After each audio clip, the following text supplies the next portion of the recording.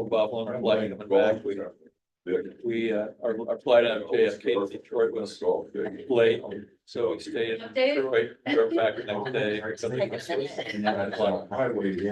Till late in the day. So, but it was, yeah, we had a lot of fun. Did a lot of walking. Well, that's good. Get your steps in. Yeah, and so from where we were staying in like a residential neighborhood. There's like hills around the town. There's a mile down to town. And it's a mile back, but it's also 500 feet. So doing some steps. Yeah, so. Actual steps. And since we were in a residential area, everything we had to buy and carry for our house, we had to carry that. We didn't have a car. Coffee or water. Oh, now, was this like an Airbnb or something? It was, yeah, I don't know if it was actually an Airbnb, but it was a house. And we had 8 people all together during the 2 weeks. Okay. So it was pretty fun. Andrew, Good morning. good to see you. Good to see you.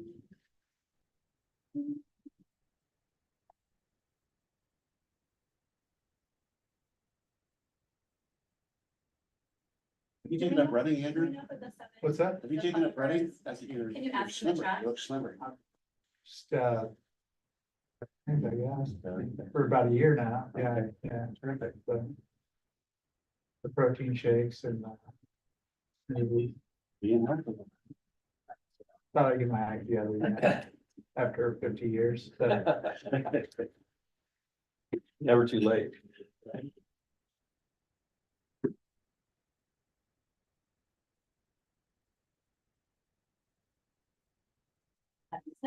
Construction first.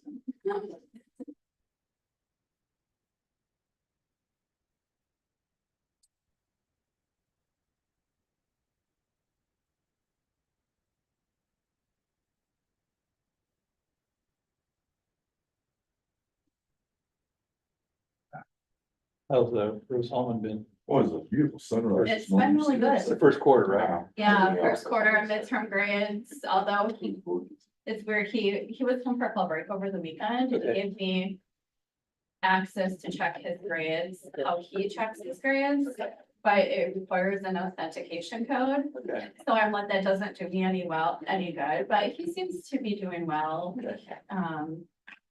Yeah, so we've seen him, So it's still on quarter system though, right? so quarter system, Okay. yeah, I don't think anybody else is on quarter.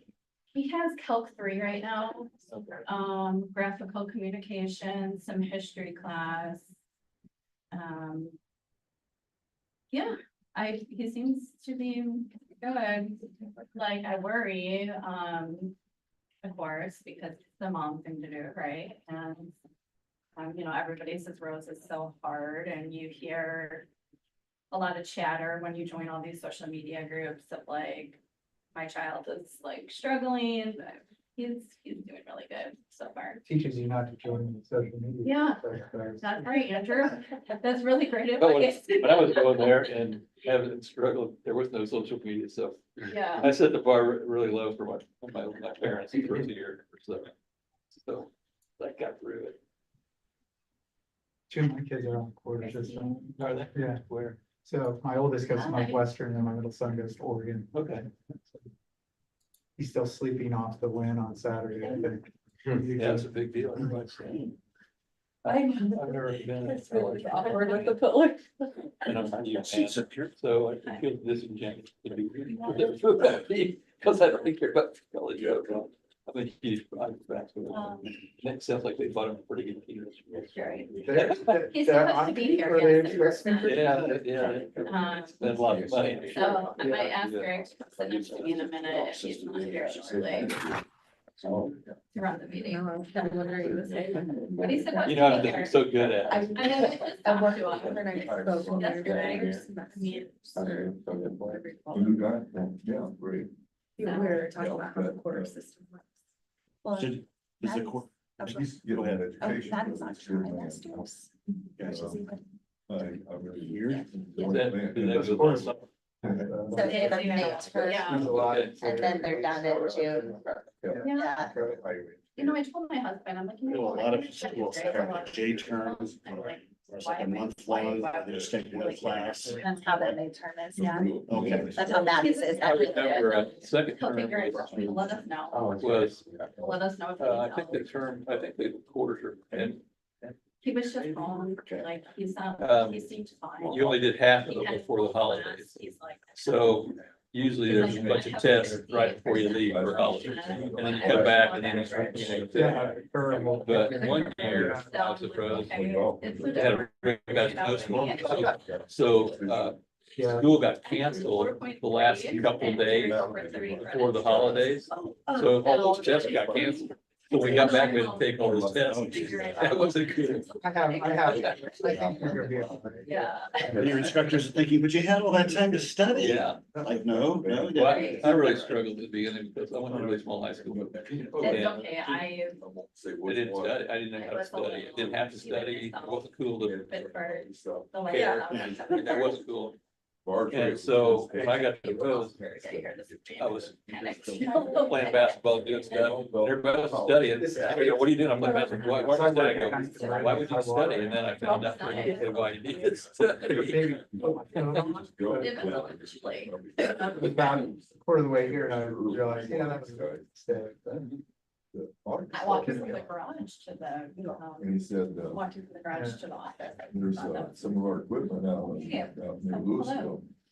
And they're So, building so roads. good, we can start meeting tomorrow.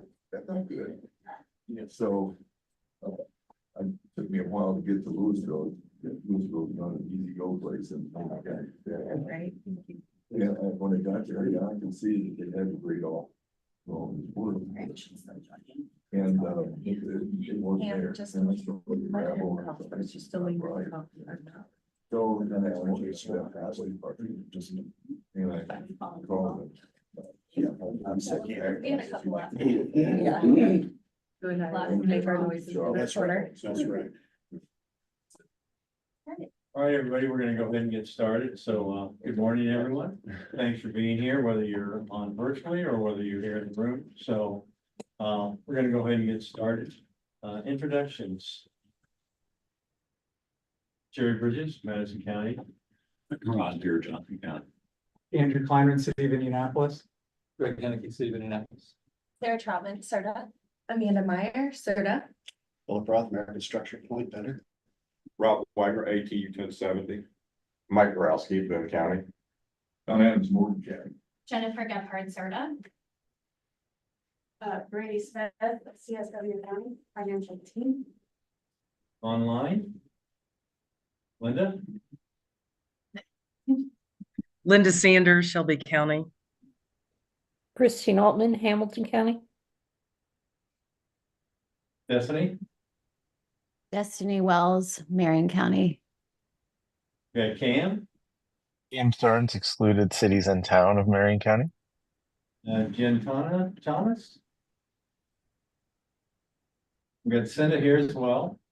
And then, I'm missing something. Oh, and we've got, David. we've got our dear friend from, Transpo, David. So. Good morning, David Johnson, Transpro Consulting. And then we have one other person online, it's like unidentified, so I'm not sure who that is.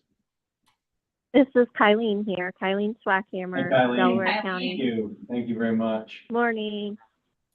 I think that's it, so we're gonna go ahead and get started.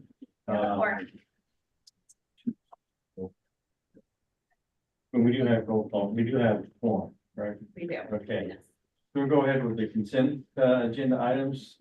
If you've had time to look at the minutes and everything else, this is we normally do this all one, so it'd be resolution 2024-10-15-01. Do we have a motion to approve in a second?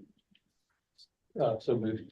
Second. Greg gave us a motion and Rob gave second. Any discussion? If not, roll call vote, please. Jerry Bridges, Aye. Greg Henneke, Aye. Barry Hudson. Linda Sanders, Aye. Don Adams, Here, I, Christine Altman, Aye. Ron Deere. Aye. Mike Goralski, Aye. Andrew Hyman, Aye. Ann, Cam, Aye. me,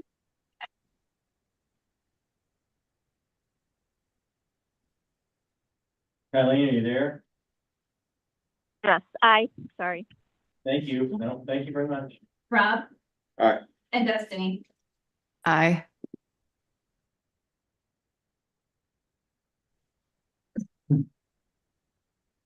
Next is new business. First one is a resolution to approve American Structure Point invoice, and that's resolution 2024-10-15-02. This is just for fill services, it's on a monthly basis, so we have a motion to approve. Motion to approve. Andrew, motion to approve. We have a second. Second. Don Adams, second. Any discussion? All those in favor? Jen, roll call. Sorry. Jerry Bridges, Aye. Greg, Abstain. Linda, Aye. Larry, Don, Aye. Christine, Aye. John, Aye. Mike, Aye. Andrew, Aye. Ann, Pam, Aye. Colleen, I, Robert. Aye. Destiny. Aye. Next item up is resolution to extend American Structure Point contract for mobility management staff support. That's resolution 2024-10-15-03. Jen, you want to say anything? Yeah, so this is a resolution to extend our contract to continue to have Philip Roth give us staff support throughout the calendar year.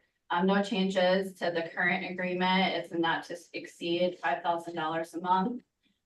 Later today, you can see a copy of the draft budget, and we did include that as a part of our draft budget proposal for 2025. Any questions for Jen? If not, roll call vote. Jared, We'll move approval. Oh, sorry. Second. Rob and um, motion by Andrew. Motion. Second by Rob. Yeah. Sorry. roll call. Roll call. Sorry. Jerry, Aye. Greg, Abstain. Larry, Linda, Aye. Don, Aye. Christine, Aye. Ron. Aye. Mike, Aye. Andrew, Aye. Ann, Pam, Aye.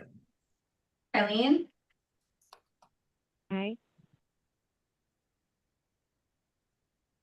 Rob. Aye. And Destiny. Aye. Motion carries. Thank you very much. Next item up is 3C, resolution 2024-10-15-04. Resolution to approve contract for website support. Jen? Yeah, so currently we work with an organization agency called Affirm to provide our website maintenance for us for our CIRTA and Computer Connect websites.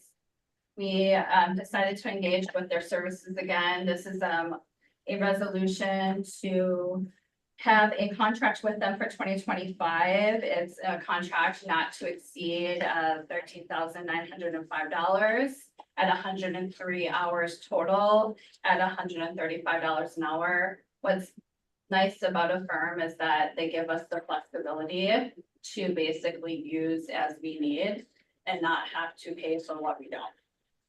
They also help to design our websites for us and work with us for our advertising contract. Any questions for Jen on this? If not, I need a motion to approve resolution 2024-10-15-04. So moved. Von Deer, motion to approve. There's a second. Second. Second by Greg. Any further discussion? If not, Jenny, would you do a roll call vote, please? Jerry, Aye. Greg. Aye. Larry. Linda, Aye. John. Aye. Christine, Aye. Ron. Aye. Mike, Aye. Andrew, Aye. Anne. Pam, Aye. Eileen, Aye. Rob. Aye. And Destiny. Aye. Resolution carries. Thank you much. Next item up is 3D, Resolution 2024-10-15-05, resolution to approve contract with CIRTA copier. Jen? All right. So about 5 years ago, we signed a lease with our current copier provider, Xerox, and that lease is coming to an end. For our copier, so we reached out to 3 different companies to get quotes. We reached out to our current provider. Surprisingly, we did not get a response from them. We also reached out to an organization called Braden Business Solutions, as well as Cardinal Copier Solutions. This resolution is to primarily recommend Cardinal. They will cost us about $435 a month. Those costs are actually similar to what we are paying today, except actually a little bit cheaper because they're giving us more color copies. So the color copies that they are giving us are in line with what we use today. So that will hopefully offset any overages that we would have in the future. So this is a resolution to sign an agreement with them for 2 years at $435 a month. Any questions of Jen? If not, motion to approve the resolution. Don Adams, motion, do I have a second? Second. Second by Mike. Jen, roll call. Okay. Jerry, Aye. Greg. Aye. Larry. Linda, Aye. Don, Aye. Christine, Aye. Ron. Aye. Mike, Aye. Andrew, Aye. Anne, Pam, Aye. Eileen, Aye. Rob, Aye. and Destiny. Aye. Thank you all. Resolution carries. Next item is 3E, Resolution 2024-10-15-06. Resolution to approve workforce connector contract recommendations. Jen? Okay, so, as you all know that we have been, we went through a study, to look at, putting out the connectors back to bid. Instead of doing an IFB this time around, we did an RFP. We engaged TransPro Consulting and David and his team to assist us with that process. He is actually going to, before we vote on this, he's going to go ahead and present to us the procurement, what happened, the scores, the pricing, and then we'll have a recommendation for you and a time for any questions. And take it from here, David. Thanks, Jen. Good morning, everybody. David Johnson again with TransPro Consulting. Happy to present the results of the procurement and the team's recommendation. We'll go into some background, talk about the technical scores, and then review the pricing, which will land us with a final recommendation that the team was unanimous about. So we did start the procurement approach as a add-on to the Workforce Connector study in June. We started with some vendor outreach. This is an approach that we often take to make sure there are multiple responses to any procurement. If the vendor community is asked what they think about a scope of work and would they be willing to respond, we think that improves the viability of multiple responses to any solicitation. The RP was developed with performance measures and liquidated damages. That's a little bit more robust than the current arrangement. And then in August, it was posted to the CIRTA website and sent to a list of known vendors, including the people that we conducted outreach with and existing and previous vendors. 2 responsive proposals were received by the deadline on September 13th. Those were reviewed by a selection committee selected by CIRTA staff that included CIRTA staff and representatives from the two EIDs that provide funding for the services. After that review and a group meeting on September 27th, the selection team unanimously recommended to advance Go Express to you today.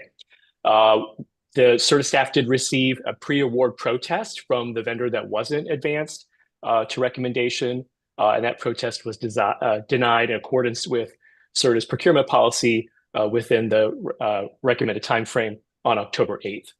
And happy to go into details on that, and Jen can as well, as she was the one who issued that response. And then, of course, we are anticipating the contract to start pending approval today on January 2nd, which is a little bit of a difference from the prior contract start date, which I think was December. So here are the technical scores. We did score them separately for each route. So Plainfield, starting here, we were looking for flexibility and creativity in routing stops, and really access to downtown was a key component. Improving travel time and job access were how those were reflected, which came out of the study. And of course, any attempt to increase ridership would be appreciated, and that's primarily through increasing the number of trips, and then especially downtown access again. So as you can see, the two respondents, Royal and Go Express, there were some difference in scoring within each individual criteria, leading to Go Express for specifically the Plainfield proposal leading the charge for technical scores. Similarly with Whitestown, and the services are very similar, but obviously they do have different, they serve different locations. But really the style of the service is the same, fixed route going to office parks away from the core of the Indigo network. And so that's basically the thing that keeps them in sync. And so similarly, of course, like I said, the score between Royal and Go Express leads to Go Express advancing, excuse me, on a technical level. Any questions before we advance to price? Okay. Pricing was very similar, but there was an edge with Go Express. So by the time you take into account the 30 points allocated to pricing in the proposal, which was phrased as reducing the EID cost impact, you do lead to Go Express advancing just on price alone. But then coupled with the technical scores we reviewed for both routes, that does make a clear count for advancing Go Express. And then in discussion with the selection criteria or selection committee, the team agreed that it should advance to you for recommendation. So pretty simple. Happy to take any questions from here and then hand it back over to Jen for the motion. Could you go back a couple slides? No, one more slide forward. You would like to see the technical scores for Plainfield? Yeah. Got it. Okay, so the improving the time it takes, what was the criteria on that? Just curious. So technical scoring is by nature subjective. So each person who was responsible for scoring proposals made their own determination and comments based on the description you see here. So Jen, I don't know if you want to weigh in on this one in particular, since you had were there as well and had thoughts on this. Yeah, sure. So I just generally speaking, like improving travel time, for example, to me, it was like for one of the proposals, like, for example, Go Express, they recommended and acknowledged the importance of looking into trying to make connections to downtown. So what we heard in our study when we connected with stakeholders was that we needed to improve travel time. Well, connecting to downtown would improve travel time because it would be less connections for the rider. They wouldn't have to connect to 3 buses. They would only have to potentially connect to 2. And based on that, connecting to downtown and acknowledging connecting to downtown as well, can help increase ridership, right? More routes downtown, more people can access, things to that extent. I can tell you that, the other bidder, did not recommend connecting to downtown at all, or make any changes or any recommendations of changes at all, to Whitestown, for example. So does that mean in Plainfield that they'll originate downtown, go straight out? And so you're only taking a bus to get to the train? Yeah, center? so right now, that is still, one of the things that we are looking at and have to work with through contract negotiations. That's what they're proposing. Yeah, we're looking at all that. We're also gonna be looking at, for Whitestown, we're gonna be looking to do after the new service provider will start and right after the first of the year in January, we're gonna let them, kind of take over for probably at least a quarter. They have some really amazing technology that's gonna be able to give us data that we need to help with like step-by-step boardings, what stops are being used more frequently, things to that really set them apart as well. And then after that, we're gonna look at making some service improvement changes and stop changes and things to that as well. We know there's been a lot of growth, so, and then regarding connecting to downtown, there's been different discussions and proposals with the current vendor, very briefly, but we haven't engaged in too much conversation yet, because again, this is a recommendation. So those conversations will be starting after, hopefully this is approved. Okay, the next slide. Next one, This is what's done. about the vehicles. Go back there, yeah. Yeah. But wasn't there some discussion previously about even smaller vehicles? So yes, the RFP was silent compared to the prior one, which was prescriptive about a 24 passenger vehicle. So we left it completely open for what the vendors would propose. And so this is the whole list of vehicle options and associated prices that the two vendors came up with. So we wanted them to think and think creatively, and this is everything we received. So you can see anywhere from 10 passengers for a weekend only on-demand service for Plainfield, all the way up to the current requirement for 24 passenger vehicle all day long. And to add to that, some of the things we're gonna be making sure that we're discussing with the contractor in our contract negotiations is, for example, for Plainfield, we are going to be asking them to use the larger vehicle for the first run of the day, where we know we currently have higher ridership, and then transfer out to a smaller size vehicle to help with costs, as well as starting out with a smaller size vehicle in Whitestown, because we know that ridership is lower right now, and then just have the accessibility to go to a larger size vehicle when needed. Is there, excuse me, I noticed the Royal Transportation has a line there for on-demand service. Is that something you have in either proposal, or is that specific to just the one? Royal Transportation, they added that pricing in for an on-demand service, but it was for weekends only, and it was for Plainfield only. And it wouldn't be something based on the proposal that we saw that we would recommend. And based on that, Is there any weekend service normally? both of the services currently have weekend service. Just not off the bat. We currently have Saturday service for both.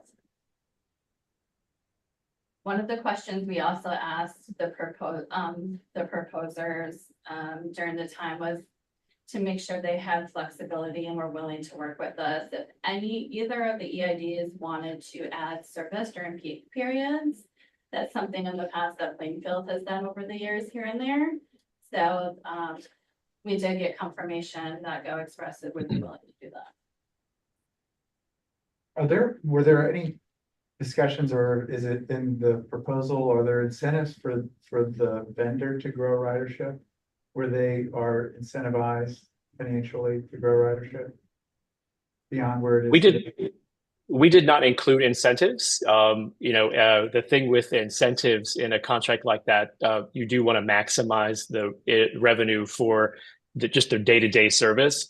And so usually most agencies don't have extra funds for incentives. And it's becoming sort of, less of a practice in the contracted transportation space for public agencies.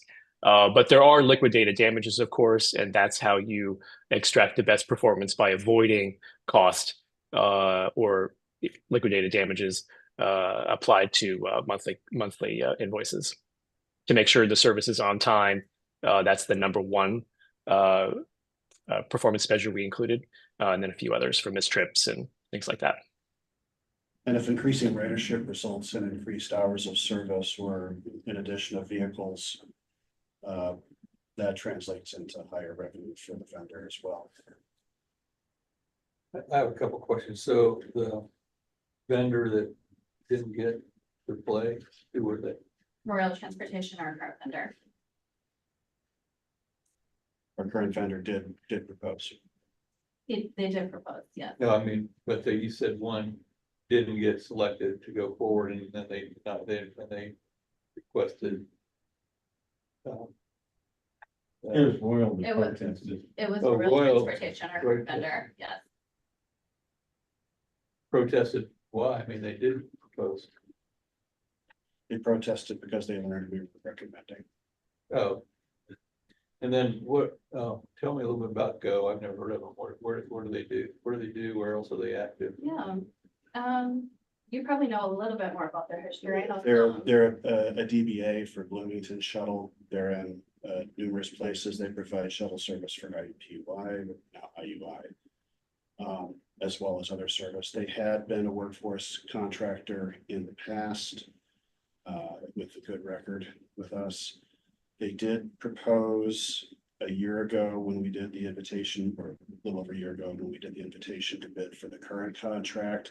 We had to reject their bid because they were proposing 14 passenger vehicles, as David said, or it was a bidding process at that time, not a proposal process. So, and we specified the larger vehicles in the invitation to bid, but since they were using smaller vehicles, we had to reject it. Yeah, where you see them here locally is out at the IUP, whatever IUPUI is called. And By the then- way, I was the first graduating, the very first graduating class from IUPUI in 1971. And my granddaughter was the last graduating class from IUPUI this last year. Interesting fact. So maybe you're gonna get to this, but I mean, it looks like they're cheaper, right? Mhm. And then, but two questions. One, and well, sure, I guess we'll get this into the budget. Is it a lot more than we're paying now?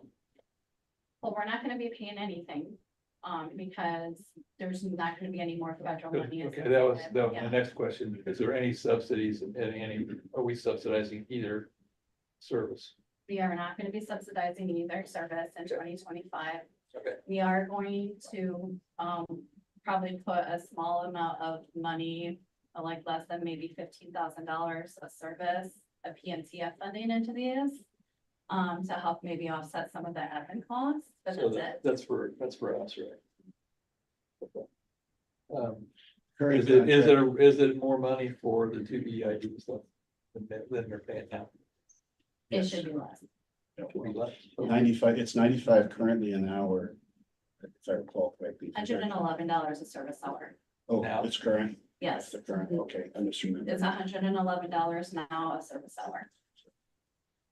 How many hours of service you be providing is something that has yet Something to we be still have hammered, to, yeah. hammered out with DEID. So the ultimate cost is still in flux. But it's not more, it's sort of relatively the same, maybe a little bit less. And Yeah. I'm sorry, I walked out and left my daggone ears laying on the daggone table, so I'm not catching everything. It's okay. So I've got to ask stupid questions. You can ask questions. Well, I actually asked stupid questions when I got my ears in. So we're going with Go. The recommendation is to go with Go Express Travel, correct? Okay. I want to make a brief comment on that, just because it affects Morgan County in an interesting way. Okay. Actually, I guess you say the chief of Go is Bolton County resident, which is, I happened to run into him when I was voting. Yeah. And I've been concerned, in fact, I think it brought to Phil several years ago, but I'd like to have they go right through Mooresville and Martinsville on their way to IUPUI. Yeah.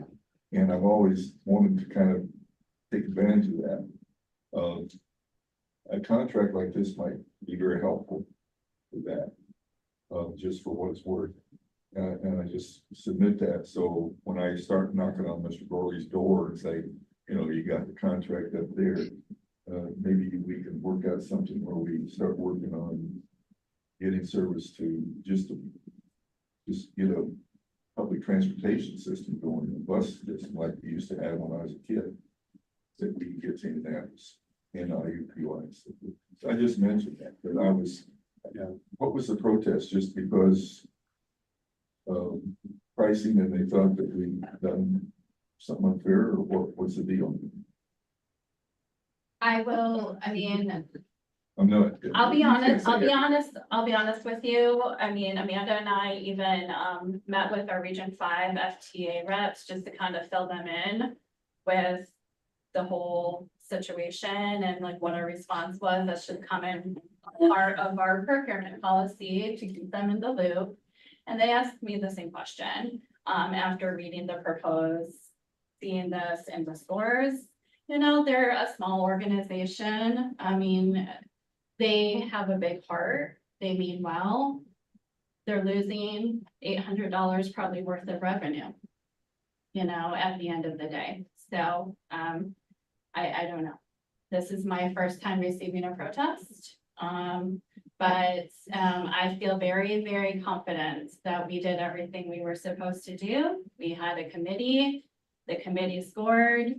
They scored without looking at the pricing. First, we scored all the technical scores.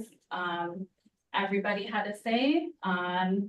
And then the pricing came back, and, you know, I feel at the end of the day, we did everything in due diligence, and it's not personal. I So, think it seems like, just looking at the protest, It seemed like what? looking at how they worded the protest, there wasn't anything in there that seemed to be critical of the selection process per se. It just seemed to be critical of the outcome. So. They didn't really have any reason. There wasn't really any, as I saw it, there really wasn't any substantive complaint, except that they weren't. Thank you. All I need to hear for one. all right. Thanks, Don. Does anybody else have any questions from Jen or Phil, or even David Or Amanda. or Amanda? Right, I think to expand upon, just to explain Don's comment, Go Express is the company that runs the university shuttle service from Bloomington to Indianapolis. So, and I think they might have run an airport shuttle from the Bloomington campus to Indianapolis Airport for students as well. They're growing too. So, so you were talking at that time about having like an intermediate stop in Martinsville or someplace It's to. an opportunity. I don't know if it'll come to fruition, but we're always interested in public transportation. I think it's a good idea to talk to them about that. I don't know if in this as a selection criterion for this contract, though, it's not necessarily. Yeah, that's correct, Philip. This is very, very specific to the two workforce connectors. So anything beyond that would be a different conversation and unrelated to the outcome today. I've got that, but I just, But one of the other things to add to the discussion is our council and took a look over the protests. So, and I think the thing is that she felt comfortable with what was done, as well as I think the committee did, and David. So, and I do think that it was better that they went to an RFP this time as opposed to bid. Just because it gave them some flexibility in terms of how you're gonna procure the service. And I can only tell you that what we've done with our rural service in Madison County is used RFPs. Because it comes down to negotiation. But in the end, you get a little more flexibility to, hopefully have better service. So that's one of the reasons why most people do it now, if they have an option. So, do we have any other questions on this? You mentioned the value of the contract to Royal, that, what, you said 800, but what's the value of the contract? I believe it's around 800. Okay. Is that right, Philip? I think it's actually, 800,000 a year. yeah, I think it's actually higher than Is it that. higher? Uh, I Yes, think- and you would consider the full term with the full base term, which is now 3 years instead of 1. So, and there was an escalation as you saw on the pricing slide. So the out years in that 3-year term would increase.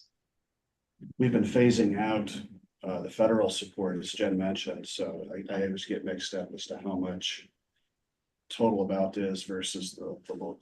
But I believe the total contract is about 1 million, 1.1 million Per year. per year. So That's for both of them. That's for both services. Any other questions? If not, we need a motion to approve the resolution. Motion to approve. So moved. Great, we have a second. Second by Don. Jen, you want to do any further discussion? If not, you do roll call, please. Jerry, Aye. Greg, Aye. Larry, Linda, Think you're muted, Linda. Is Aye. motion to, Sorry. thank you. Don, Aye. Christine, Aye. Ron. Aye. Mike, Aye. Andrew, Aye. Ann, Pam. Aye. Eileen, Aye. Rob. Aye. Destiny. Aye. Resolution carries. Thank you very much. Next item up is, we're going to do a resolution to thank Greg for his service on the CIRTA board. I don't know if most of you know, but Greg's gonna take an appointment with the administration involved with workforce development. That's something that's near and dear to his heart. It's actually the economic enhancement district for downtown. So I'm gonna tell us a little bit about it. I'll tell you what I know. So you got, the legislation to create, what's really essentially an EID, but they're not calling it that. Got approved last year at the last minute. When I say last year, I would say 22, the last minute, and created kind of an uproar.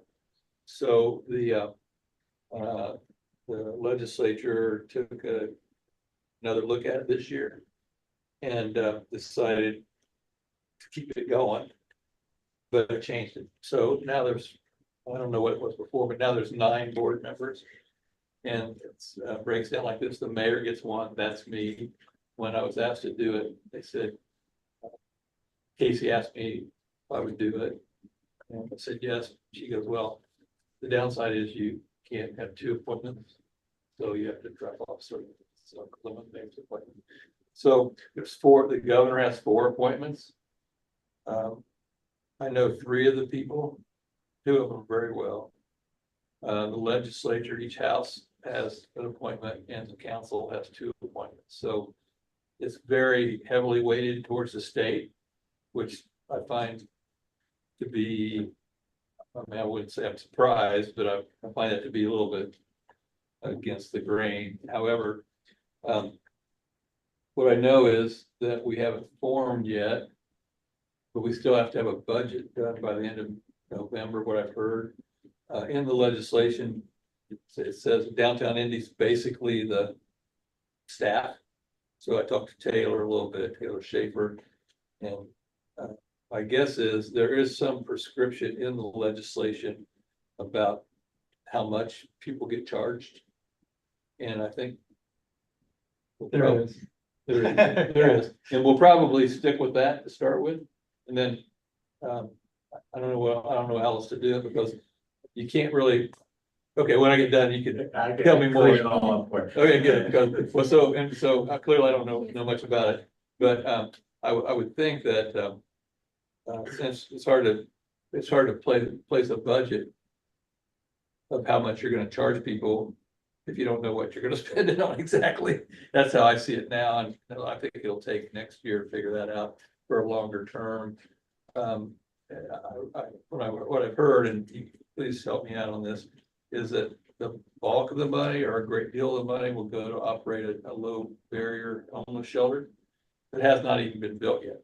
And I know, I've heard that there's also money to build that, that the city already has. But it's gonna take a couple of years probably to get it built, so I don't know any more than that, so please enlighten me. Please enlighten me. Oh, no, you're correct on all that terms. It was passed at the last minute in 23. Yeah, And cleaned up in 24. okay, yeah, okay, The boundaries have expanded. right. It was a mile square specifically, but it then included JW Marriott, but it included a bunch of other hotels. The Salesforce Tower and the JW are the largest payers. There is a contemplated rate. It's a property tax assessment. Right, wrong, or indifferent. It's caused some concerns with commercial real estate folks and hotels and some others. Apartments are exempted completely out of that.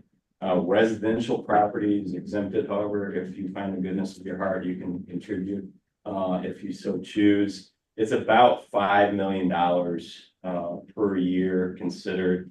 The low barrier homeless shelter, which Greg talked about, is, in my opinion, a great effort. $20 million was directly appropriated for the construction of. There's some real estate identified on South Street.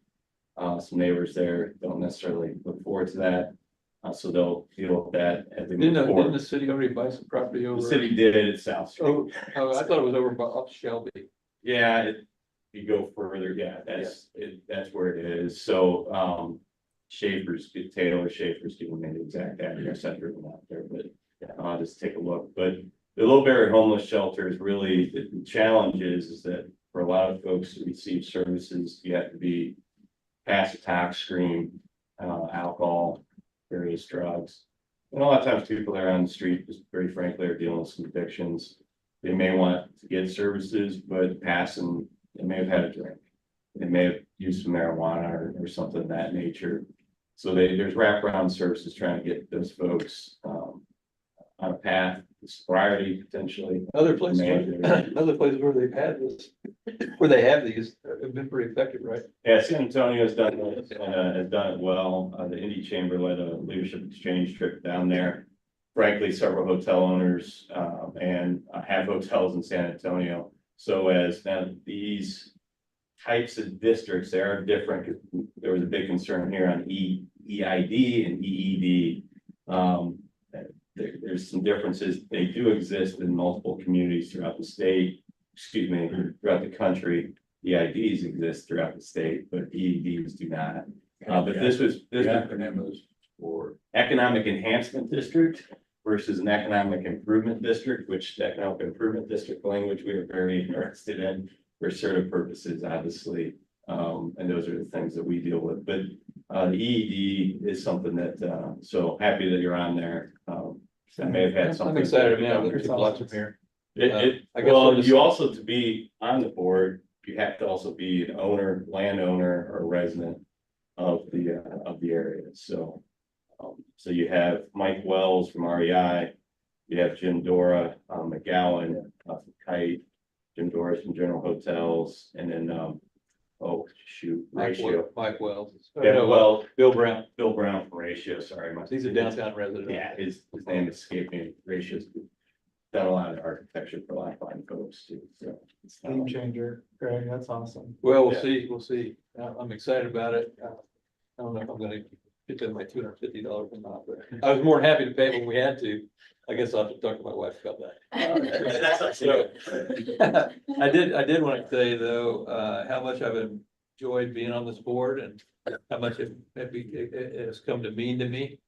When I first got here, as all you know, Dan Parker asked me to come in here and shut it down, right? So that clearly wasn't gonna happen, and even if I wanted to, and I found out very quickly that I didn't really want that. I didn't think it was the right thing.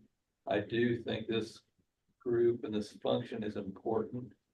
I still believe that having it be closer to, Indigo is super important. I don't know how you guys' meeting went last week. I'm sorry I couldn't make it. Did it go pretty good? Yeah. Good. Did you go too? Yes. Great. Good. So, I know that, Jen's asked me to think about who I might recommend to the mayor to take my place. I'm having dinner with Dan Parker tonight. I'm gonna talk to him a little bit about, what he's thinking or how much he cares about it now. He's got a lot on his plate because he's one of the only adults left in the administration, and he's got a lot of things, a lot of balls in the air. So I'll have that conversation with him. I'll get back to you to see how much my voice really matters. But thanks for you guys' support, and it's been really fun, and I'll miss all of you. We'll miss you. You've been a good contributor. Appreciate it, Greg, for your service. Motion to approve? Would you like me to read it? Yeah, go ahead. All right, this is a memorandum to recognize and honor CIRTA board member and board vice president Greg Henneke. Whereas Greg Henneke was appointed to the Central Indiana Regional Transportation Authority, CIRTA, by Mayor Joe, attending his first board meeting in April 2019, and was elected vice president of the CIRTA board in February of 2022. Whereas throughout his tenure, Greg has been an advocate for transportation solutions that enhance mobility, improve job access, reduce air pollution, and alleviate traffic congestion. Whereas Greg Henneke brought with him extensive experience as senior executive vice president at American Structure Point, a distinguished background that includes serving as the director of the Indianapolis Department of Public Works and chief of design division at INDA, along with a variety of civic leadership roles, including chairman of the board of Indigo. Whereas Greg's expertise and leadership has been invaluable to the CIRTA board, where his thoughtful guidance, insightful questions, and strategic input consistently led to informed, effective decisions that benefited the organization and the region it serves. His dedication went above and beyond expectations. Whereas Greg Henneke was devoted countless hours to providing CIRTA with guidance and direction, contributing significantly to its mission and success. Therefore, be it resolved that the CIRTA board and staff formally recognize Greg Henneke for his 5 years of dedicated service and his leadership. The CIRTA board and staff extend their deepest appreciation and gratitude for your commitment and contributions to the organizations, and I'm not going to cry. Thank you.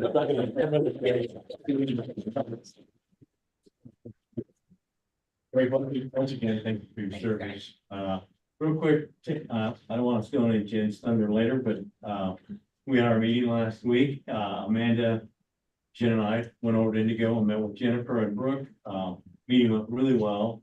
Amanda did a great job on her presentation. She kept it to the point, short and sweet. Did some follow-up with them, and we got a really nice response back from Brooke in regards to that, and Jennifer in regards to looking forward to improving our relationship and seeing things go. So the whole tone of the meeting, I mean, they just asked us right out, is there some kind of angle? We said, no, the only angle we have is we want to be a better partner, and meeting went great.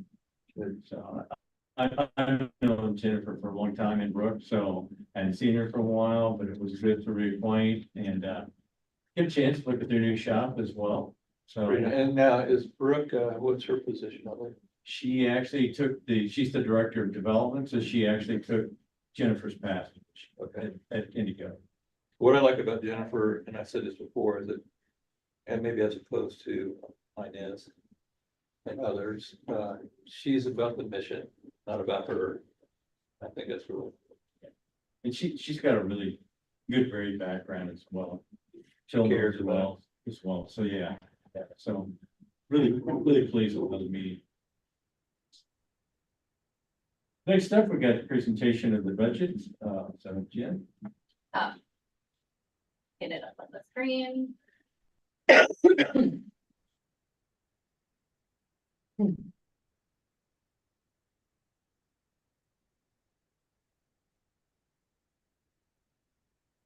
Anybody read that? Or is it just my eyes? It's very possible it's just my eyes, but I've looked at it a lot, so we can talk about it. All right,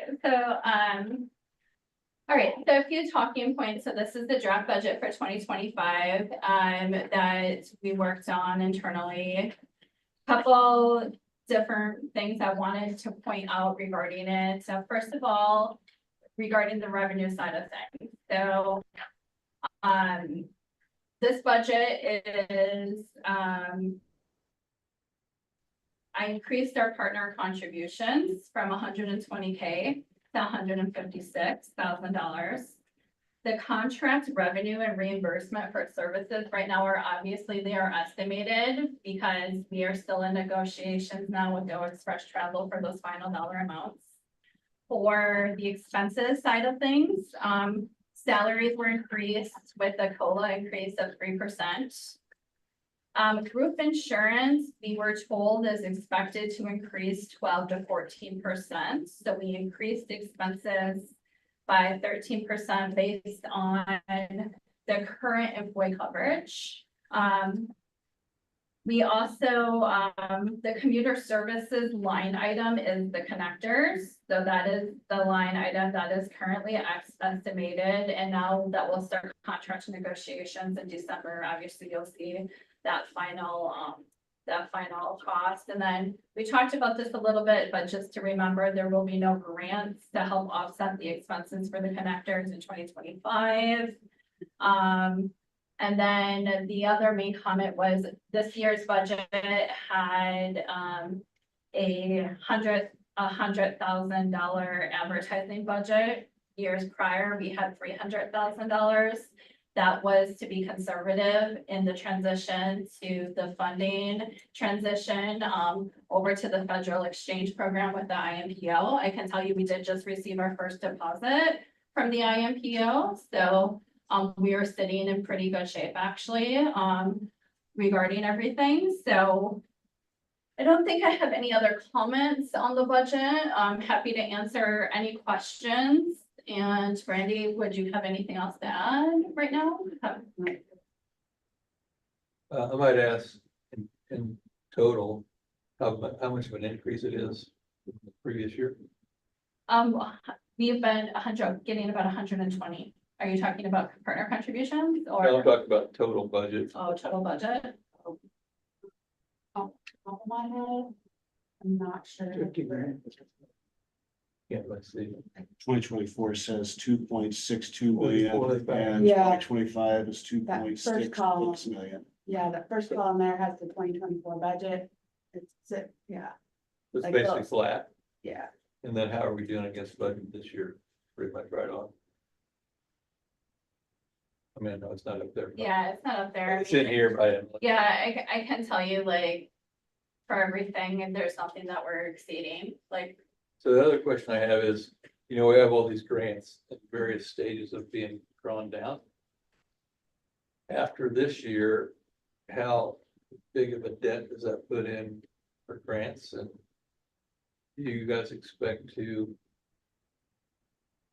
get enough grants to kind of keep that hot, yeah. right? So in our board packet,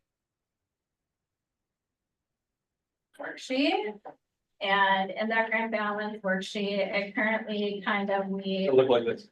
it's this one right here.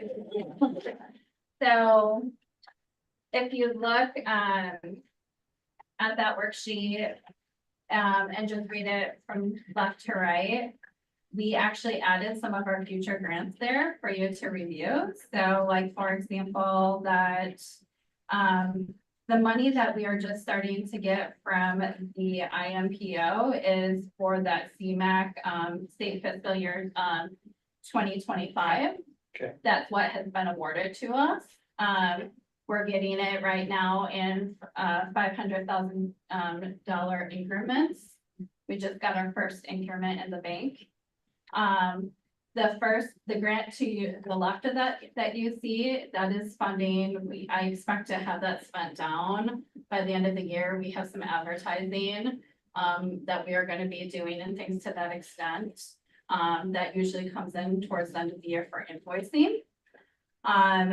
And then you can see that we were awarded funding for 2026 and 2027 for our Commuter Connect CMAC program.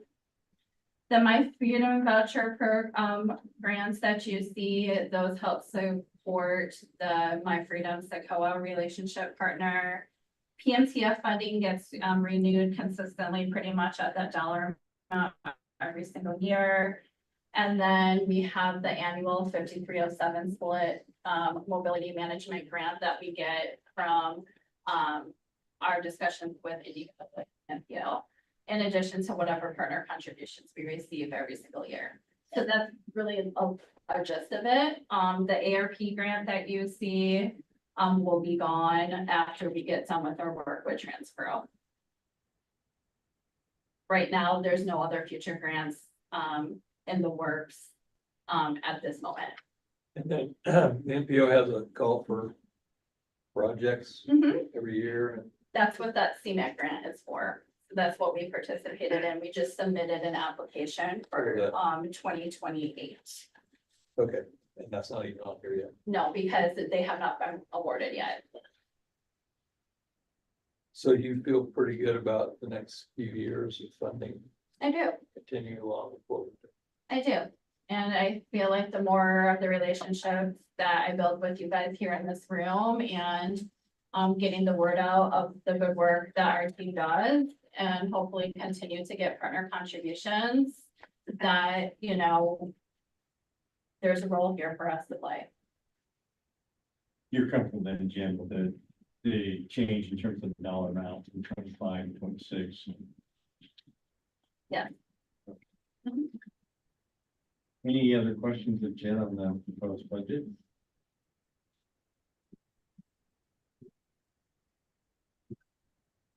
That's enough to vote today, so if you have further questions, please get a hold of Jen. Next item up is sort of updates. Patrick and Abby.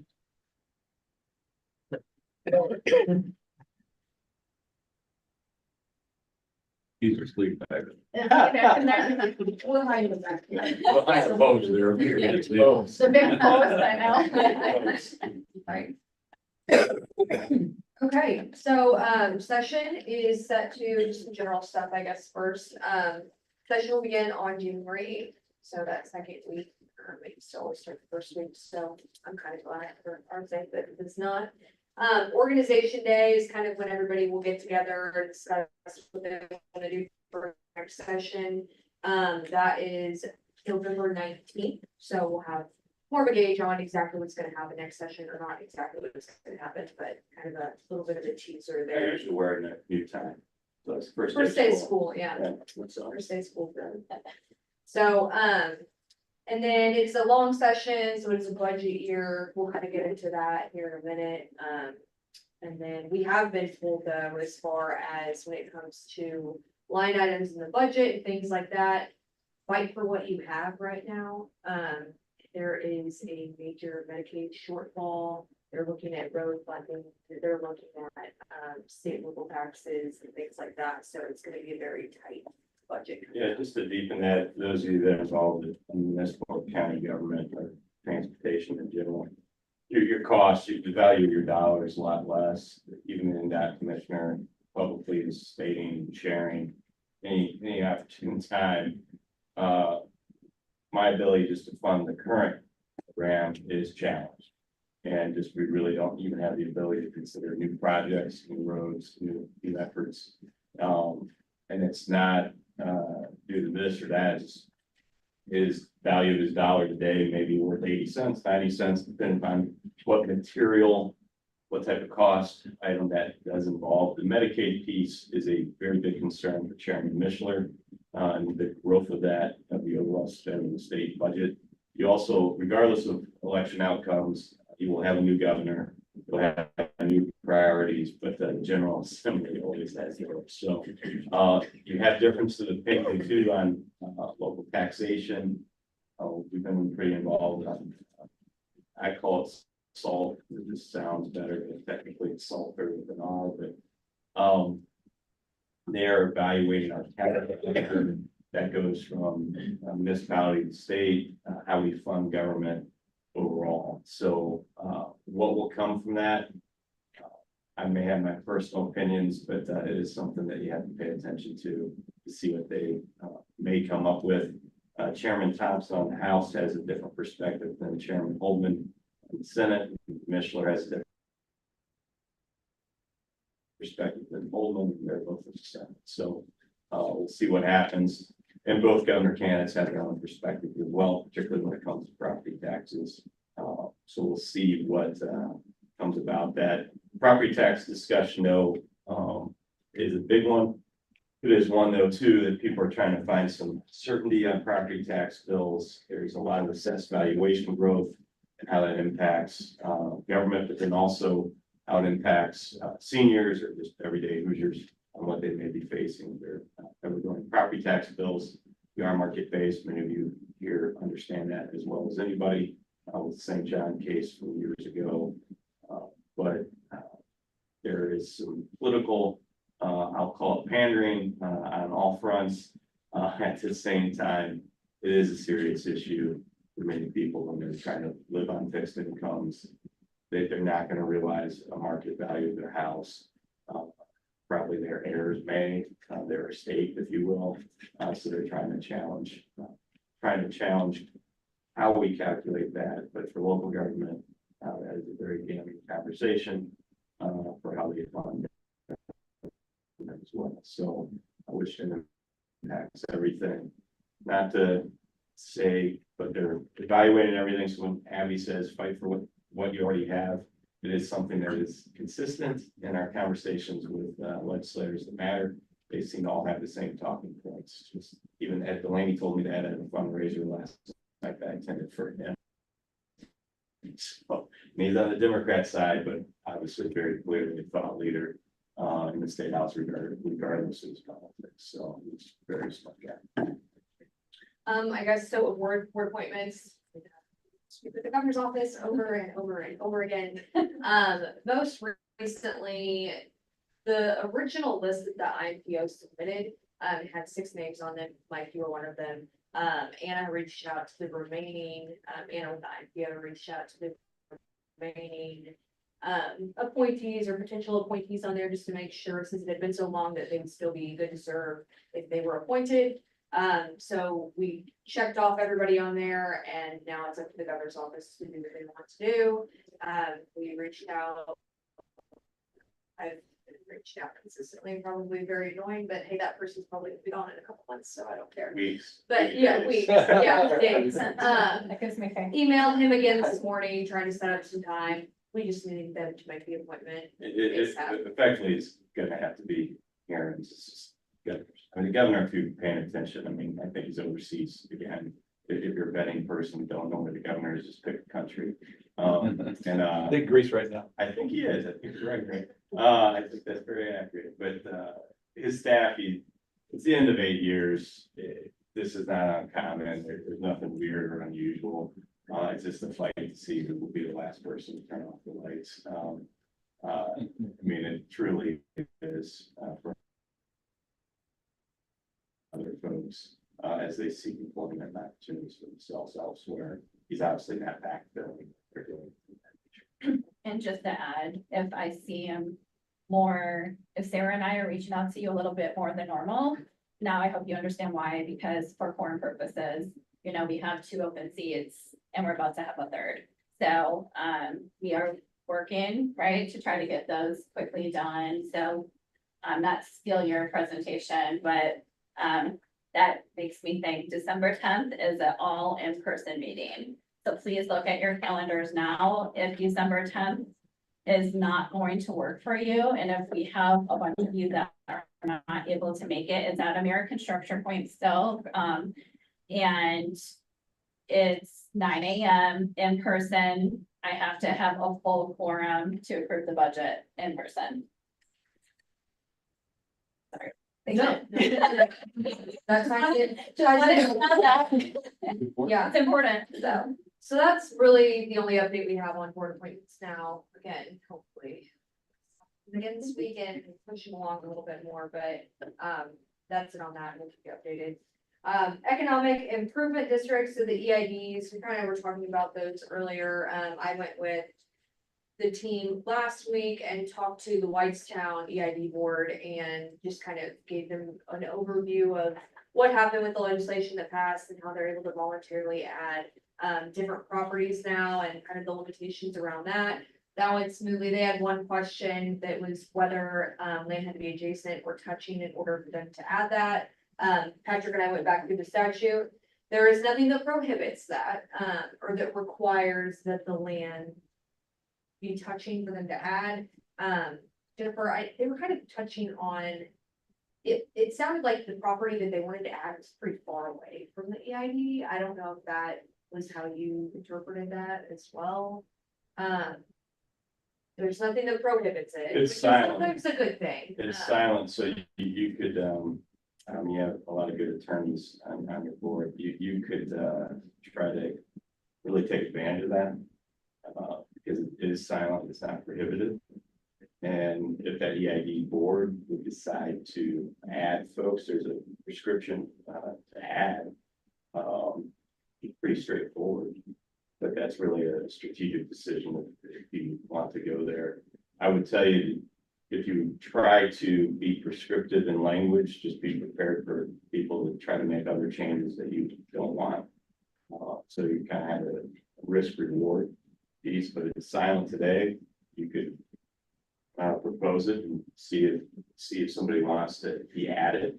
I realize there's a protection, if you will, that was added in legislation that if that land or the purpose dramatically changed or changed hands, keep it simple, real estate changed hands, that they would have to self-select to be involved in that EID in the future. So there's protection, if you will, from a viewpoint of maybe somebody that has different viewpoints on EIDs that are there. So I would say absolutely no restriction on land would be adjacent. Unless there's something buried somewhere, which we have not found. I'll package that up. Send it to you. That's not the Whitestown. Okay, defunding Indiana's Roads for a Stronger, Safer Tomorrow Task Force or First Task Force. They met a couple weeks ago. It was essentially a repeat meeting of the first meeting they had last year, with just updated presentations and numbers from NDOT, AIC, AIM, LTAP, Legislative Services Agency, and then the NDOT Commissioner as well. It's very much discussing things like increasing EV hybrid fees, tolling, fuel usage, how that's going to impact the community crossings program, and how that ties in with this fiscal task force as well. The conversation is very much around road and bridge funding, not so much public transportation funding like PMTF. That all ties in some way or another. But we've kind of been told by legislators, it doesn't seem like they have a plan for what they want to do with this information. It also gets a little sticky when you have a new governor coming in and he has his own priorities. So I think everybody's along for the ride right now. It's a little difficult to look in our crystal ball and decide what they're going to do, because I don't even think they have an idea. They don't, I mean, it's been basically a repeat for 2 years. Yeah. It's not the same conversation. It's just an updated conversation with regards to, we don't have enough money. Gas is being used less. Or just with the pie different, if the pie Yeah. the same or the Yeah, pie Price it's is the same. it's not any bigger. And usage and gas mileage is different. EVs are, being added plug-in hybrid 45 miles a day. Generally think he hardly touches the gas on any day. So, those are becoming more and more friendly, budget friendly too. So Hoosiers and citizens throughout the country are looking for those types of options depending on their situation. So they're looking at different funding pieces, but again, wasn't talking about public transportation. They really are talking roads, bridges, those types of things. Tolling though continues to be a topic that people are talking about.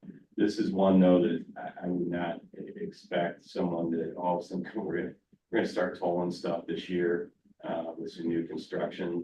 This takes a little bit longer, but there is, and frankly, Greg, you probably talk about this, Bill, but the you see tolling more prevalent on new projects throughout the country.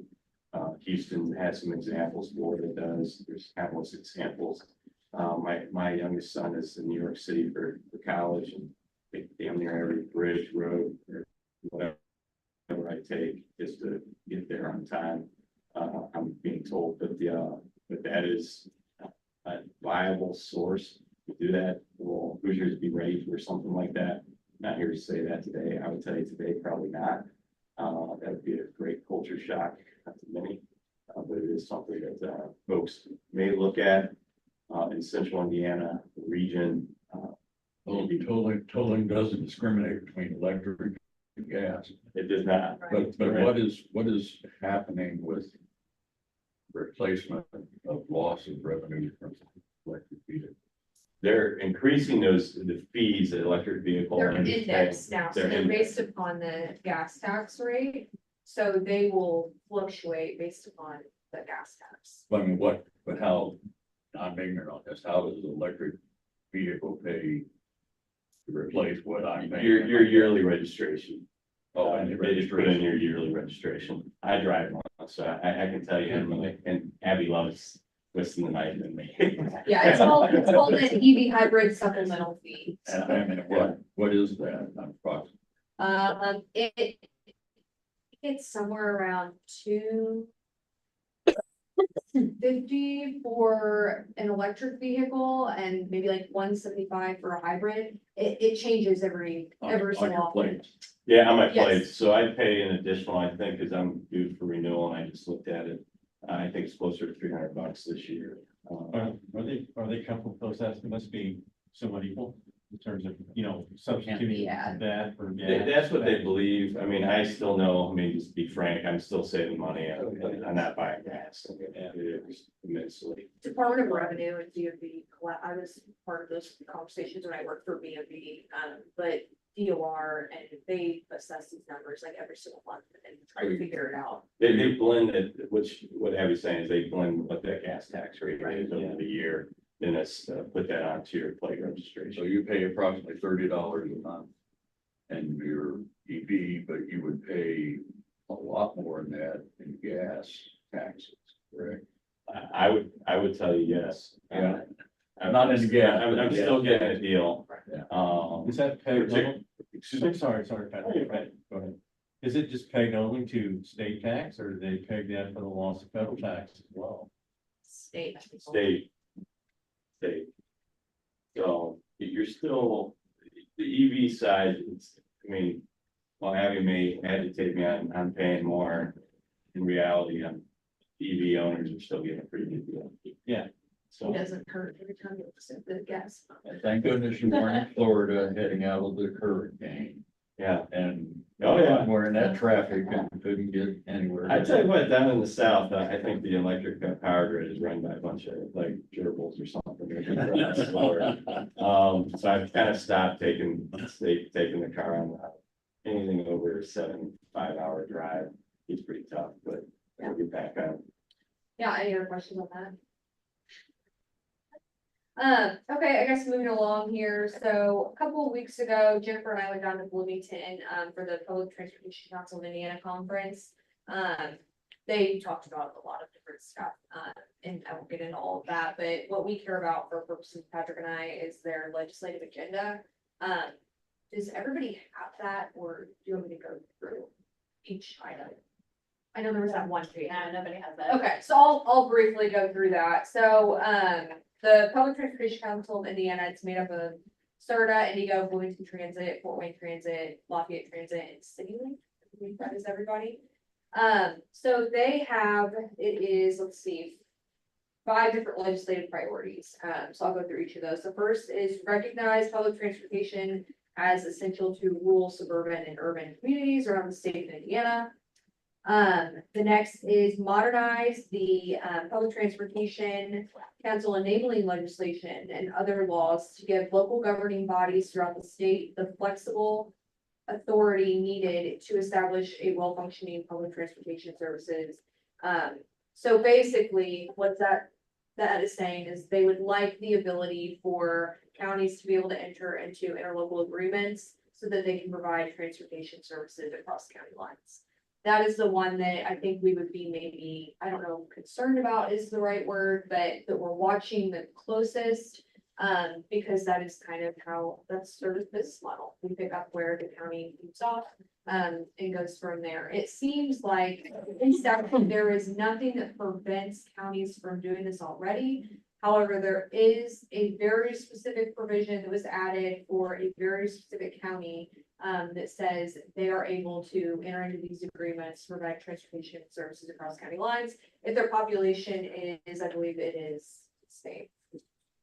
Yeah, it's 180,000, but less than 200,000. So a little bit of special legislation. No, We won't get into that. But We they won't say like who to it's for. yeah.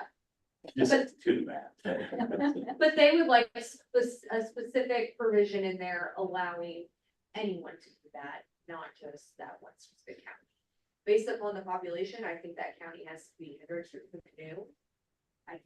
I think that those are the only two that need it as of 2024 numbers, but, yeah, so we're watching that one pretty closely, and we'll see where that's going. The third one is increase the PNTF funding. So there was a lot of conversation around this at the conference. Currently it's at 45 million per year. It's been that way for the last 4 years. It's a general fund allocation. It used to be tied to taxes in some way, but it is no longer. Used to be coming out of the gas tax, didn't it? Yes, yeah, I think you're right. You're right. So I think CIRTA receives about 80,000 a year, from that 45 million, so small little chunk there. And then basically the conversation was with inflation, that needs to be increased. If you would increase it based upon the inflation rate right now, it'd be anywhere from about 68, 69 million dollars, in contrast to the current 45. So that's a significant difference, especially with everyone's costs increasing around the board. The fourth is improve the safety and security of public transportation systems in Indiana and improve the customer experience. So we had some questions about where this came from. It has to do with the assaults on transportation workers that have been occurring. I don't think this is something that will be addressed next session because there's kind of a balance between the mental health aspect and not punishing someone with severe mental health issues, and then obviously wanting to offset any violence that happens on those transportation routes. So I think there's a lot of research that needs to be done on that first, so it seems like that will be one of these groups' main priorities for next session. And then lastly is provide the ability to use Indiana workforce development funding to fund public transportation services, which improve access to apprenticeships, training, and jobs. So with that being said, the Public Transportation Council of Indiana, they do not have their own independent representation at the State House. Kind of the representation is our team and then everyone that represents all those individual entities. This is a fairly new agenda that we just got a hold of, so no one's really pursued much of this at the State House yet. So we're trying to create a working group with these other lobbyists to get together and figure out exactly what needs to be done so that we can pursue some of these next session. Which is also helpful because some of these, while not directly addressing our agenda items, they do. When you kind of take a look at dedicated funding piece, protect and promote, expand EIDs. We may not have EID language, but that workforce development language that they're looking at, that's like completely in our wheelhouse. That if we can get that collectively, we probably are better suited to take advantage of that, particularly when we talk about apprenticeships or internships, whatever the jobs may be from a workforce development commission, DWD, we could really take advantage where all of a sudden people are going to Plainfield, Whitestown, maybe even Mount Comfort, so forth, of Cordsville, other areas throughout the region that we do serve and do know how to do that and have services in those areas today. Particularly when the legislature is really looking at right, wrong, or indifferent, trying to really grow that segment from an education and workforce base.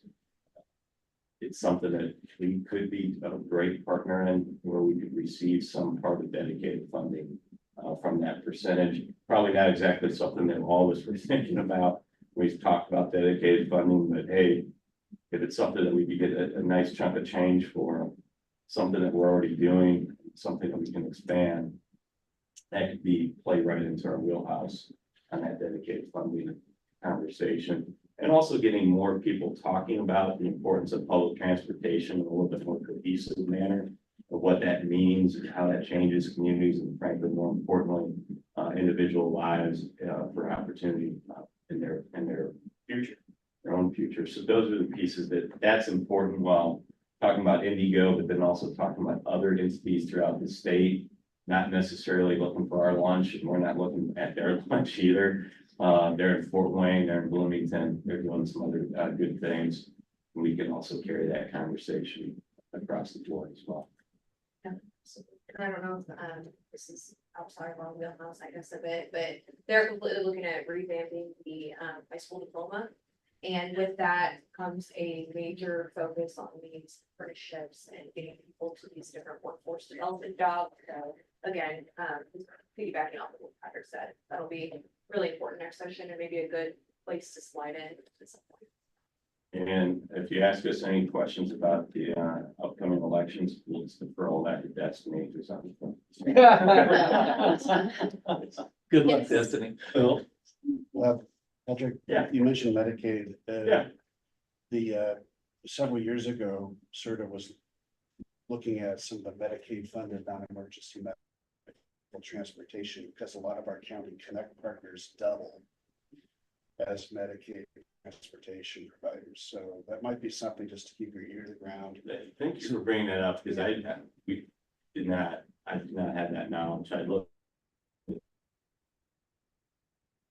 Talk more about that, because that not only people that are on Medicaid, that their blood sugars are low and suddenly ambulance runs are taking care of it, when there could easily be a more cost efficient model to get people to that service. Well, obviously there's other more serious issues, but I tell you what, I see some counts in one area, it's usually what blood sugar generates a lot of things. When the state switched to a single centralized scheduling model for Medicaid transportation 5 years ago, a lot of our partners, it was a very rough transition, to say the least. Let's talk more about Yeah. that. So We have some different intersections with Medicare and FSA right now that we could probably bring to bear that would be helpful. And with the shortfall there, always looking at more affordable ways to. well, that's what I'm wondering, if the Medicaid transportation is actually not saving them money and is actually costing more. Now that they have centralized scheduling. Yeah, let's talk more about that. That might be a good.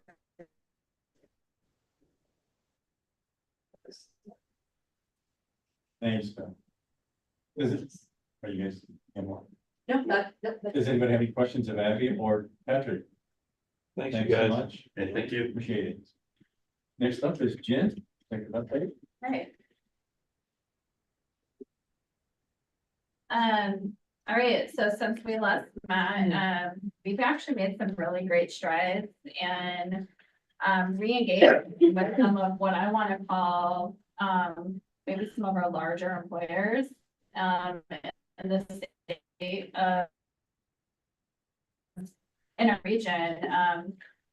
Next week, Amanda and I are actually meeting with the state government building and HR. So we've had a lot of relationships with them over the years where we've been able to attend the state house market, or we've been able to set up informational tables at their facility. At one point in time, when I was an outreach rep with them back in 2018, I was able to get signs put in all of the garages for state employees to promote their services. But one thing that we never have been able to get is into their orientations.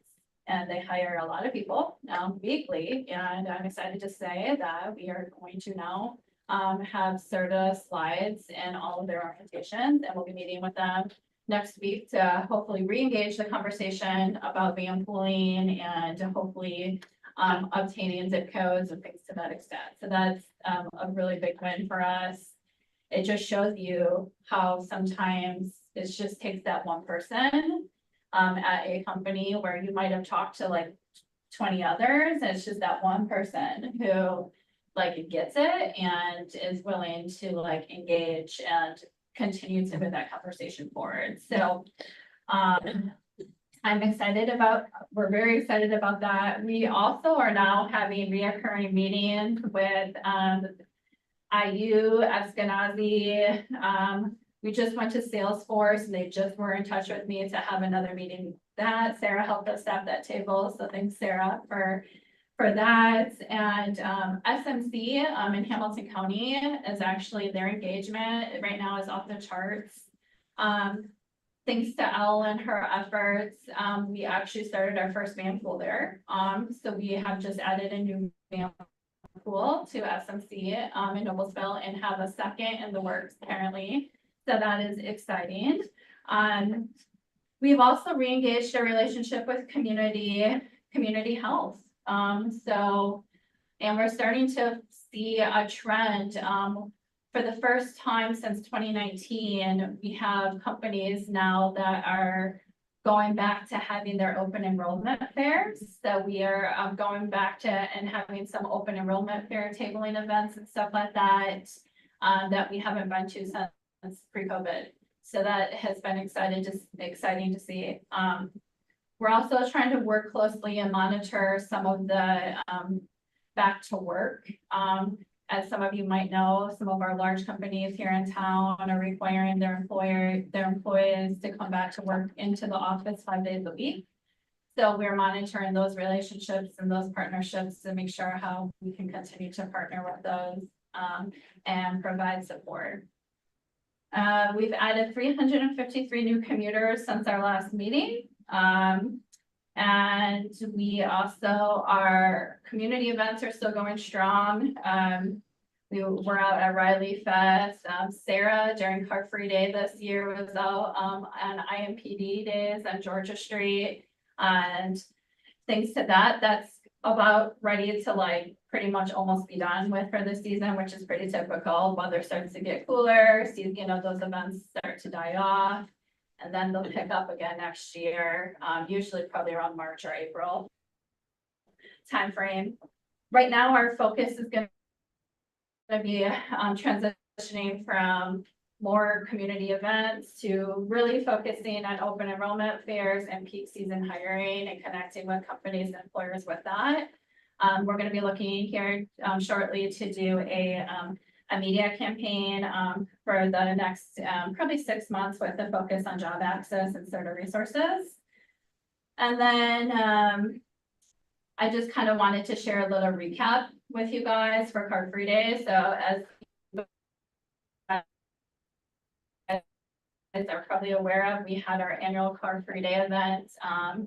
And we had 8 different organizations participate this year in the corporate challenge, which is where we engage with those organizations with the support of Jen Thomas and JCPR and try to get them excited and get people to take part and like drum up the excitement to get their employees to register. So this year we had BGI, Browning Day, Citizens Energy Group, Eskenazi, Help by Design, IU Indianapolis, Salesforce, and a company called Read to Write participate in that.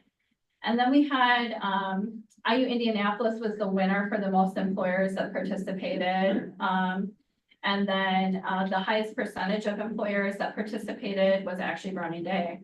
So they had a really good turnout. Those employers get like a fun little badge from us to put on their website and social media and just some bragging rights and some fun things to that extent through social as participating. We had an amazing community partner turnout and presence for that day on the circle. We have the IMPO, Indigo, the Pacers Bike Share, Bike Indianapolis, and SEBA. Our partners at Commute by Enterprise, Freewheeling Bikes, Help by Design, and the Colts cheerleaders all came out that day. So it was a great event. It was hot, right? It was a hot day, but we it was a great turnout and we look forward to, continuing that. So otherwise, right now, we are focused on hiring, getting these campaigns launched and just continuing to stay busy. And please let me know if you have any questions. Any questions for Jen? Anybody? Thanks, Jen. Next up, Amanda. Yeah, so of course, been busy during this RFP process, really grateful for David's help. I don't think he's called anymore. Philip as always, is a great support. Very appreciative of that. Despite the change that Royal knew was potentially coming that we were going to discuss today. We did make sure that everything is still running smoothly with the connectors, did some follow-up. Jen actually went, driving around some as well. And so everything is still going smoothly. Love seeing that. We'll wrap up the last couple months with Royal and as you know, get started now that we approved that after the new year. The purple line, unless you've been living under a rock, you know that everything is going with that effective yesterday. And so far, we're not receiving a lot of calls. We did get one yesterday of someone whose route changed, and so that's something that we are monitoring to make sure that our riders are not impacted by these changes. That particular call we got, she was taking the 39, which ended in all these changes. And so it's a situation where her bus comes in about the same time our shuttle leaves to go to Plainville. And so she missed her connection. And so definitely don't want to see that. We're monitoring, how we can make sure as we get these changes, sometimes there's drivers that have changed routes. There's new routes for these drivers. So as expected, they could have some delays as to what they'll normally see. But not seeing a huge, uptick or anything in calls. So that's good. As far as calls go, in September, we had 124, which is pretty in line with what we usually have, 121 in August. We did have 14 different occasions that we could refer people to, and then 11 in August. And we did meet with Sheehan, how to say it correctly, in Whitestown recently. That was a great conversation because they currently have 2 warehouses that are running strong, and they've got one that they've already got built, but under construction right now. And so they're really interested in having a stop near them. So Philip and I are partnering with David at TransPro right now to see what options we have for a semi redesign. Can we get a stop over to them, and can we potentially serve some more organizations? We're also partnering with the Whitestown EIB to see where would they like to potentially see more stops or see ridership increase through adding some stops or changing some stops as well. The ridership looking really good. I'm happy that Whitestown is, for a while there, we were sitting in the 500s, and now we're seeing it to, we had 601 in September and 618 in August. So seeing it in the 600s makes me happy. Plainfield, September, 1,188 total compared to 1,184 in August. So pretty even there. So I personally, I'm also excited about this new partnership with Go Express. I know I'd love to see with their new their technology options that we have of what ridership could do, and their discussion with potentially accessing downtown more than we do right now. I think that could help. Last week, as you heard, we were at Whitestown's EIB meeting, and then next week I'll be in Philip, and I will be at the EIB meeting in Plainfield. So as far as My Freedom goes, they've had over 200 applications, over 600 trips, and 57 clients served. So in September, 82 trips were taken and 90 in August. So the My Freedom program continues to grow. I'd love to see that going well also.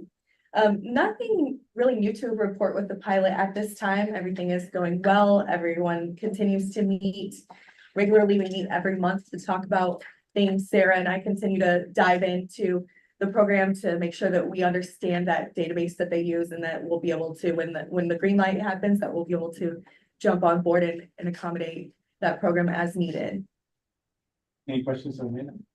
I'll just add that the Whitestown EID has kind of reformed and I think the town staff has kind of reasserted its role with the EID, and it's moving forward, it's meeting again, and it seems to be very interested in the community. Yeah, and I can say, after the meeting with Whitestown last week, Amanda and I actually stayed after the meeting and are very engaged and asking questions, and they seem like they really, really want to work closely with us. Mostly new people. They're, Hard to say. yeah, no, I mean, I'm pretty sure 2 of those board members were on at least last November. I don't know prior to that, but it was good discussions we had, and they definitely seem like they want to work with us and provide us information, and the level of engagement was there, and we appreciated that. You guys think that as LEAP develops over the next few years, that's an opportunity to stretch further out? We took a preliminary look at that, and it's Stretched. it's stretching. We wouldn't be able to do our service. And hit LEAP. But if we had multiple vehicles, well, let me put it this way, having hourly service would require multiple vehicles. That way, and it would have to involve, it wouldn't be funded by the Whitestone EIP either. It'd have to be funded by something in addition to that. So, It'd have to have its own service. So. yes, yeah. Yeah, and I think if anything, I would probably recommend if there was ever any partnership like that, it would not to be more of a fixed rate option, but more of that demand response, door to door, curbside type of service. With LEAP, you're kind of getting in that transportation market and the Lafayette public transportation market. So we would be having multiple agencies that we haven't had communication with involved in that discussion before. But it is something that we've talked about. Pretty long people working out there. Any other questions? Anything else, Jen? That's it. Just a reminder, next meeting is December 10th at Structure Point. Thank you, Greg and Phil. And then we do need to be in person because the budget's on the agenda for approval. If you haven't been there before, just go to the second floor, the reception area, and they'll be able to ring one of us to direct us to direct you to the appropriate room. Because it's a secure building. Yeah, So, good place to meet though. Yep. That's it. I do need a motion for to adjourn in a second. So we Greg, motion. Don, did you say second? Second? Seconded by Don.